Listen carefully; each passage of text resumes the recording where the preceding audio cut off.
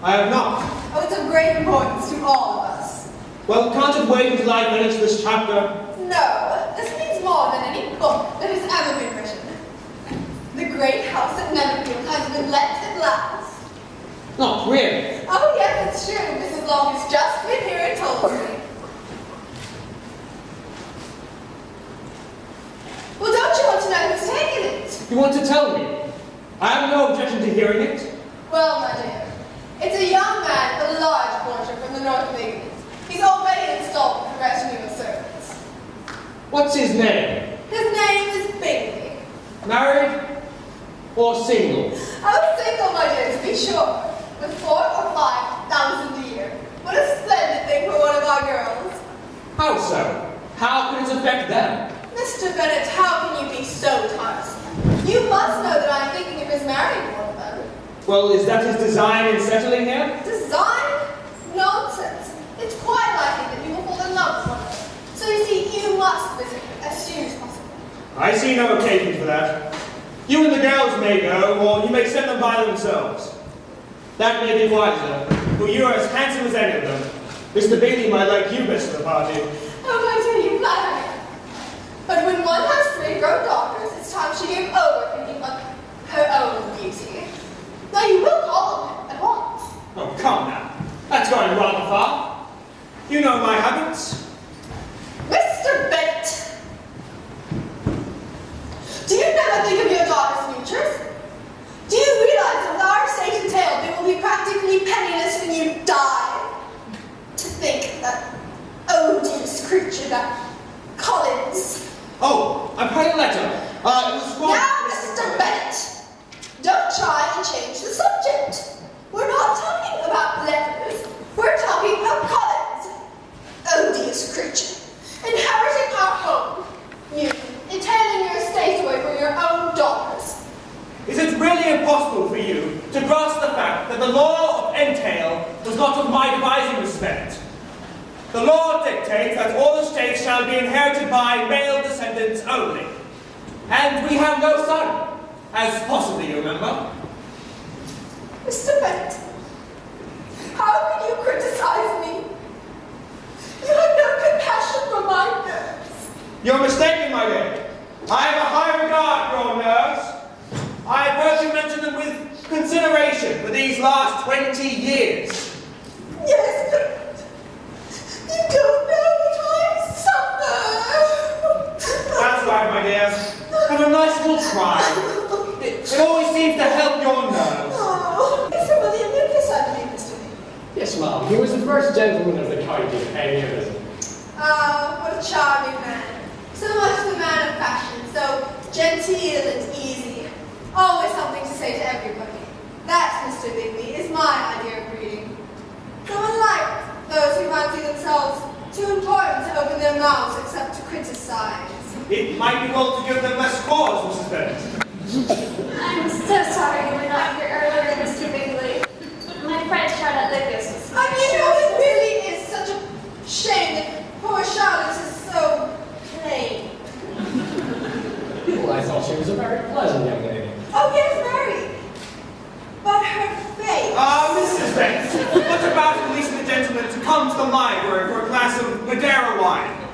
That homicidal feeling is creeping over me that invariably attacks me at tea parties. That was very good news, sir, but we must be leaving. My sister is alone, you understand. Oh, no, you must not believe that my husband really intends on murdering his guests, sir. He's not such a bear as he pretends. Bingley is sure to dance with you at our ball. Our ball? What ball, Mom? The one your pa and I are hosting. Thank you for the news of my attention, Mrs. Bennet. But may I crave a little further information? You have to tell us beforehand of your intentions, Mom. Oh, well, I only knew about it myself just before I said it. I may be unduly inquisitive, Mrs. Bennet, but may I ask, who is going to pay for this nonsense? Why, you silly man. Right, madame. Mr. Collins. Collins, at last. You don't know how interesting your letters have made me in this meeting. Your most obedient, sir. Mrs. Bennet, let me present the Reverend Mr. Collins, our esteemed cousin. My wife, sir. And my daughters, Miss Jane, Miss Elizabeth, and Miss Lydia. Lizzie, my child, are you very tired? How is Jane? Was it a bad night? Papa, I'm worried. She seems so languid. When I speak to her, she just gives me that angelic smile. You know the one. What have we done to her? Don't, Lizzie, my child. We can't have you losing courage. If there's no change by tomorrow, I've decided to call a physician down from London. It's you I'm worried about. You're not getting any sleep. There's too much on your shoulders. Your mother, as usual, is quite useless in a crisis. I don't think that's a proper way to speak of your wife, Mr. Bennet. You mustn't blame me for my wretched nerves. I suppose when you were alone with them in your rooms, they talked of how they should have Longbourn when your father is dead. I admire the composure with which you seem to face that inevitable prospect, Mrs. Bennet. Nevertheless, I wish you would not speak of me so constantly as a corpse. Let us hope for better things. Let us flatter ourselves that I may be the survivor. Well, if people can bring themselves to enjoy an estate that is not their own, so much the better. Your father, no doubt, feels guilty whenever I refer to this matter. Then would it not be kinder to spare his feelings, Mamma? Oh, yes, but men should be made to feel when they have done wrong. Read this. What is it?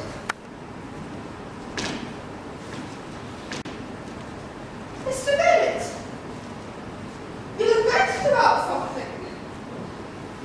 Papa, this is frightful. I really think I am deserving of your confidence as my daughter, Lizzie.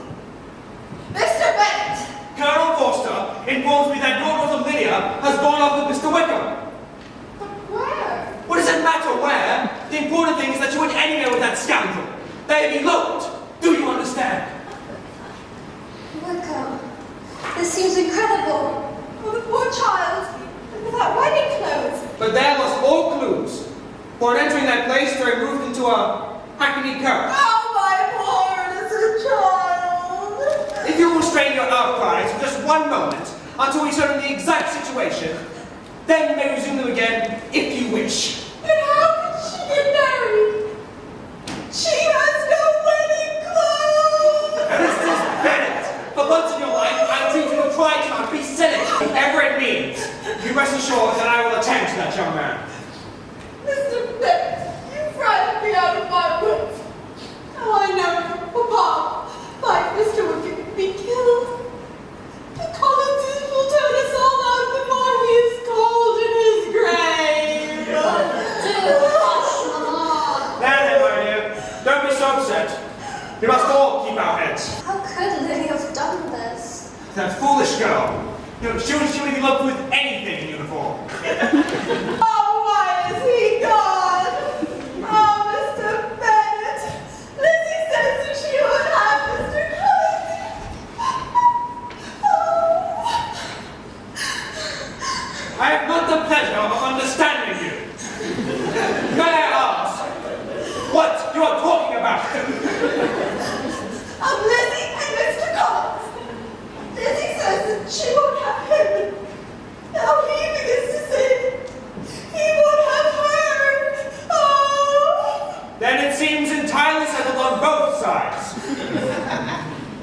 What am I supposed to do? That's not her marrying him. Lizzie! Where is this misguided girl? Here, sir. Come here, my child. I understand that Mr. Collins has made you an offer, and that you have refused it? I have. Very well, let's come to the point. Your mother insists on your accepting him. Isn't that so, Mrs. Bennet? Or else I shall never speak to her again. Then it seems that an unhappy alternative awaits you, Lizzie. From this day forth, you shall become a stranger to one of your parents. Your mother, will never speak to you again if you do not marry Mr. Collins.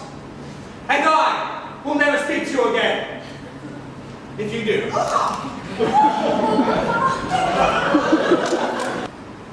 You're a good girl, Jane. I'm happy to see that you'll have a husband worthy of you. I have not a single doubt about the success of this marriage. You are too much alike not to agree. You are both so sweet-tempered that your servants will always impose on you, and so generous that you will always exceed your income. Bless you, my